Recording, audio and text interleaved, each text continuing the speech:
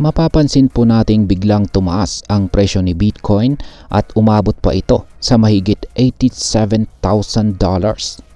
Ano ang dahilan ng biglaang paggalaw ng presyo nito?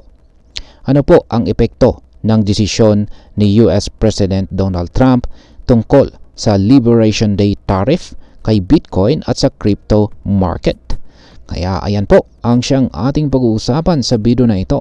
Pero bago po tayo magpatuloy ay pakibasa na lamang po ang disclaimer dito sa ibaba ng ating screen.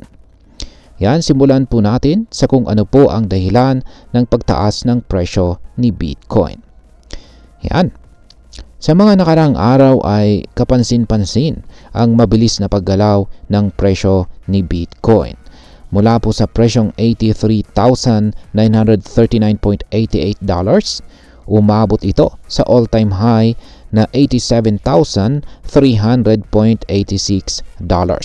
bago po bumaba ng bahagya sa presyong $86,600. Ayan. At ano ang dahilan?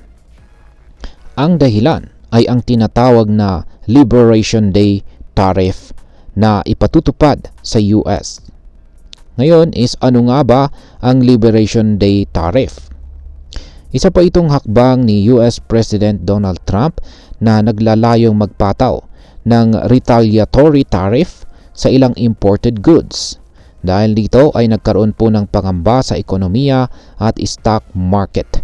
Kaya naman maraming investors ang lumipat kay Bitcoin bilang alternative investment. Ayon po sa market analyst, maaring naghahanda si Bitcoin para sa isang breakout. Depende po sa kung paano magtatapos ang linggo sa presyo nito. Kung mananatili po ito sa itaas ng presyong $87,000, maaring magkaroon po ng panibagong bullish trend na posibleng magpataas palalo sa halaga nito. Ngayon is paano po naapektuhan ng tariff ang presyo ni Bitcoin?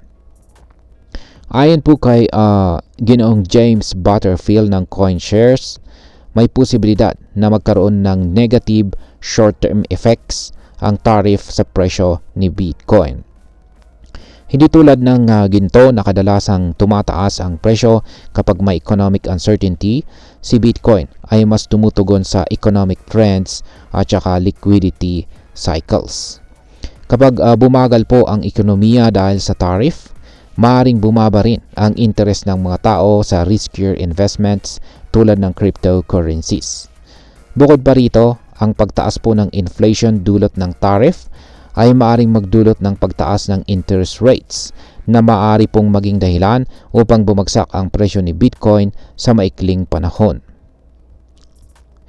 Gayunpaman ay hindi lang ito tungkol sa short-term effects.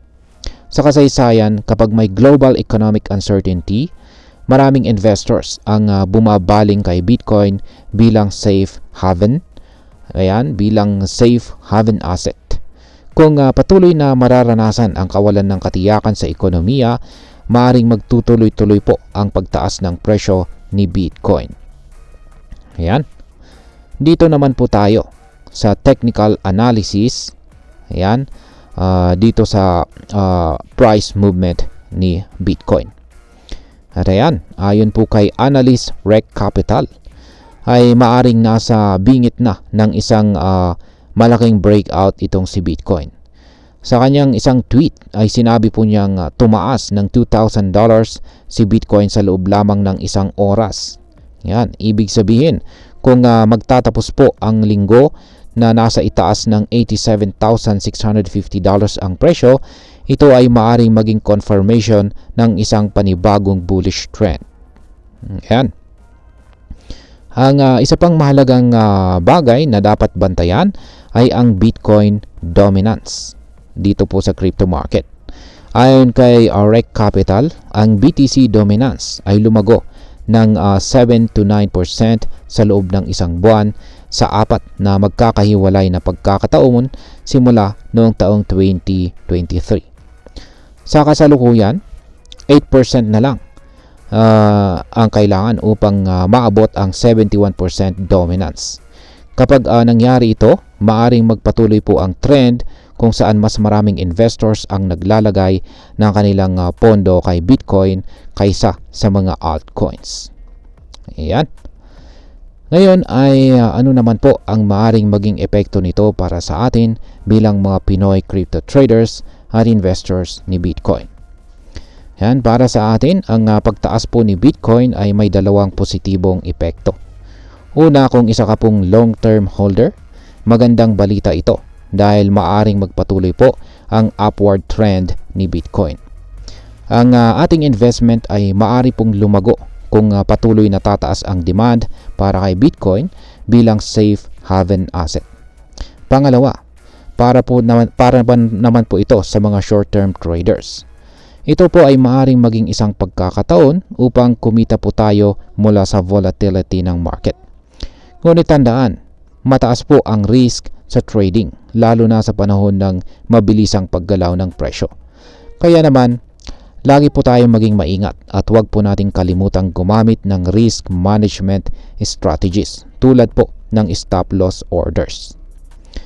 At ayan, bilang panghuli ay ang masasabi ko naman dito ay sa ngayon ay malakas ang momentum ni Bitcoin at maaring magpatuloy po ang bullish trend kung magtatapos ang linggo na nasa itaas pa rin ito ng presyong $87,000.